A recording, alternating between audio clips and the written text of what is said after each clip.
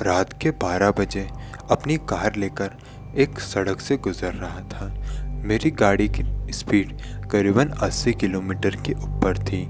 मैं बहुत ही तेज़ी से अपने घर की ओर बढ़ रहा था क्योंकि मुझे मेरी काम की जगह पर बहुत ही ज़्यादा लेट हो गया था और मुझे अपने घर जल्द से जल्द पहुंचना था और इसलिए मैं अपनी कार बहुत तेज़ी से भगा रहा था। फिर तभी मेरे कार के सामने से कोई चीज़ बहुत तेज़ी से पास हुई। वो चीज़ जैसे ही मेरे कार के सामने से पास हुई तो मैंने अपनी कार को ब्रेक लगाया और कार से नीचे उतरा। जब मैं कार से नीचे उतरा तो मैंने देखा कि कोई अजीब सा जानवर, जिसकी आवाज़ मुझे अभी भी सुनाई दे रही थी और जिसकी सांसों की आवाज़ें अभी भी मेरे कानों में टकरा रही थी, वो उसी जगह मौजूद था जिसे मैं महसूस कर सकता था। मैंने हवा में ही किसी को आवाज़ दी और अजीबोगरीब बात तो ये है कि वो आवाज़ टकरा के वापस मेरे पास ही आ गई। मैंने आवाज़ दी थी, कोई है क्या? तो बदले में मुझे मेरी ही आवाज़ सुनाई दी। कोई है क्या? ये चीज़ जैसे ही मैंने देखी तो मैं समझ गया कि कुछ न कुछ तो दिक्कत है। फिर मैं अपनी कार में जाके बैठ गया और वहाँ से निकलने की कोशिश करने लगा। जब मैं वहाँ से निकलने की कोशिश कर ही रहा था तभी एक अजीबोगरीब जानवर जो कि मेरे कार के सामने आके खड़ा हो गया।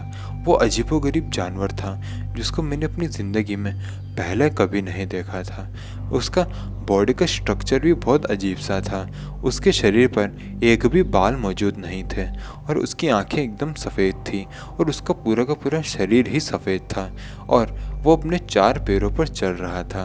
और 4 पैरों पर चल क्या रहा था, बल्कि वो तो रेंग रहा था। ऐसे किसी जीव को मैंने तो पहले कभी नहीं देखा था और इसके डर से ही मैंने अपनी कार उस जीव के ऊपर चढ़ा दी। मैंने अपनी कार उसके ऊपर चढ़ा दी, यहाँ तक कि मैंने तो उसको कुचल के रख दिया, लेकिन उसके शरीर से खून का एक टपका भी नीचे नहीं गिरा। और उसके बाद मैं बहुत तेज़ अपनी कार लेकर वहाँ से निकल गया। मैंने पीछे पलट के देखा भी नहीं कि आखिर वो मेरा पीछा कर रहा है या फिर नहीं। घर पहुँचने के बाद मैंने चैन की सांस ली। जब तक मैं घर पहुंचा मेरी वाइफ और मेरे बच्चे सो चुके थे और फिर मैंने उन्हें भी डिस्टर्ब नहीं किया और फिर चुपचाप मैं भी अपने कमरे में जाके सो गया। अगली सुबह मैंने मेरी वाइफ को ये पूरी घटना बताई और उसने मुझे कहा कि हो सकता है वो क्रॉलर हो, क्योंकि हम जिस इलाके में रहते हैं वहाँ ऐसे ही किसी जीव को देखे जाने की बहुत सी घटनाएं सामने आती रहती हैं, जो कि बहुत ही नॉर्मल सी बात है वहाँ के लोगों के लिए।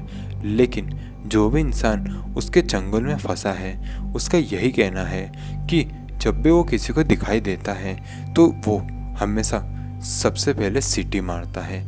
लेकिन मेरे केस में उस जीव ने कोई सीटी नहीं मारी थी। खैर, उस रात के बाद मेरा उस क्रॉलर नाम के जीव से कोई सामना नहीं हुआ।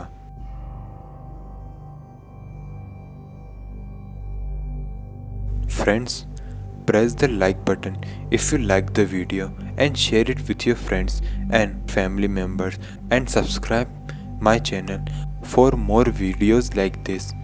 Till then, जय हिंद, जय भारत।